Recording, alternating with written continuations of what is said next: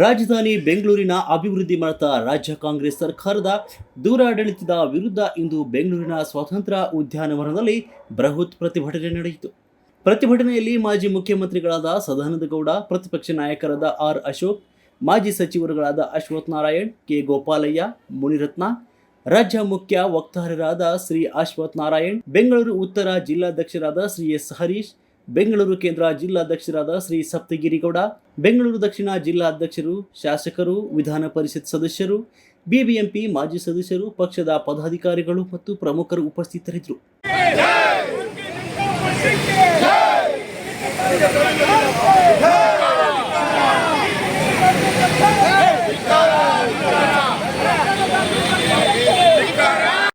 ಮಾಜಿ ಸಚಿವ ಕೆ ಗೋಪಾಲಯ್ಯ ಮಾತನಾಡಿ, ಸರ್ಕಾರ ಬಂದು ವರ್ಷ ಕಳೆದಿದೆ, ಅಭಿವೃದ್ಧಿಗೆ ಒಂದು ನಯ ಪೈಸಾ ಕೂಡ ನೀಡಿಲ್ಲ. ನಗರದ ರಸ್ತೆ ಹಾಳಾಗಿ ಹೋಗಿವೆ, ಜನರ ಜೀವನ ಸ್ಥಿತಿ ದುಸ್ಥಿತಿಗೆ ಬಂದಿದೆ. ಯಾವೊಬ್ಬ ಗುತ್ತಿಗೆದಾರ ಕೆಲಸ ಮಾಡಲು ಮುಂದೆ ಬರ್ತಾ ಇಲ್ಲ. ಒಂದು ಕಣ್ಣಿಗೆ ಸುಣ್ಣ, ಮತ್ತೊಂದು ಕಣ್ಣಿಗೆ ಬೆಣ್ಣೆ ಎನ್ನುವ ಹಾಗೆ ಕಾಂಗ್ರೆಸ್ ಶಾಸಕರ ಕ್ಷೇತ್ರಗಳಿಗೆ ಅನುದಾನ ನೀಡ್ತೀರಿ, ಆದರೆ ಬಿಜೆಪಿ ಶಾಸಕರಿಗೆ ಯಾಕೆ ಅನುದಾನ ನೀಡ್ತಿಲ್ಲ? ಕೂಡಲೇ ಸರ್ಕಾರ ಎಚ್ಚೆತ್ತುಕೊಂಡು ಬೆಂಗಳೂರು ಅಭಿವೃದ್ಧಿಗೆ ಮುಂದಾಗಬೇಕು, ಇಲ್ಲದಿದ್ದಲ್ಲಿ ಮುಂದಿನ ದಿನಗಳಲ್ಲಿ ಉಗ್ರ ಹೋರಾಟ ಮಾಡಲಾಗುವುದು ಅಂತ ಸರ್ಕಾರದ ವಿರುದ್ಧ ಗೋಪಾಲಯ್ಯ ಗುಡುಗಿದ್ರು. ಇದೊಂದು ಅಷ್ಟು ಕೆಟ್ಟ ಭ್ರಷ್ಟ ಸರ್ಕಾರ ಅಂತಕ್ಕಂಥದ್ದು ಈ ಸಂದರ್ಭದಲ್ಲಿ ಹೇಳಿಕೆ ಮಾಡ್ತೇನೆ. ಇವತ್ತು ಏನು ಕಾಂಟ್ರಾಕ್ಟರ್ಗಳಿದ್ದಾರೆ, ಇವತ್ತು ಅವರ ಕಣ್ಣಲ್ಲಿ ನೀರೆಲ್ಲ ಬರ್ತಾ ಇರ್ತಕ್ಕಂಥದ್ದು, ರಕ್ತ ಬರ್ತಾ ಇದೆ. ಯಾವುದೇ ಒಂದು ಅಭಿವೃದ್ಧಿ ಕಾಮಗಾರಿ ಮಾಡೋದಕ್ಕೆ ಯಾರು ಇವತ್ತು ಬರ್ತಾ ಇಲ್ಲ.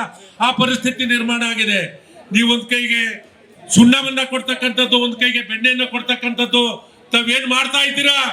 ಇದು ಬೆಂಗಳೂರು ನಗರದ ಜನ ಇದನ್ನ ಸಹಿಸೋದಿಲ್ಲ. ಕೆಂಪೇಗೌಡರು ಏನಿದ್ದಾರೆ, ಇವತ್ತು ಈ ಬೆಂಗಳೂರು ಒಟ್ಟಾಗಿ ಇರಬೇಕು ಅಂತಕ್ಕಂಥದ್ನ ನೀವು ಇವತ್ತೇನು ವಿಭಾಗ ಮಾಡೋದಕ್ಕೆ ಹೋಗಿದ್ದೀರಾ?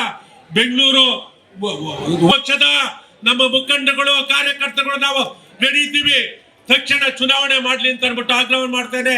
ಬೆಂಗಳೂರಿನ ಜನಕ್ಕೆ ನ್ಯಾಯವನ್ನ ಕೊಡಬೇಕು ಅಂತಕ್ಕಂಥದ್ದು ನಾನು ಈ ಸಂದರ್ಭದಲ್ಲಿ ಹೇಳಿ ನಾನು ಮಾತು ಮುಗಿಸ್ತೇನೆ. ಎಲ್ರಿಗೂ ನಮಸ್ಕಾರ.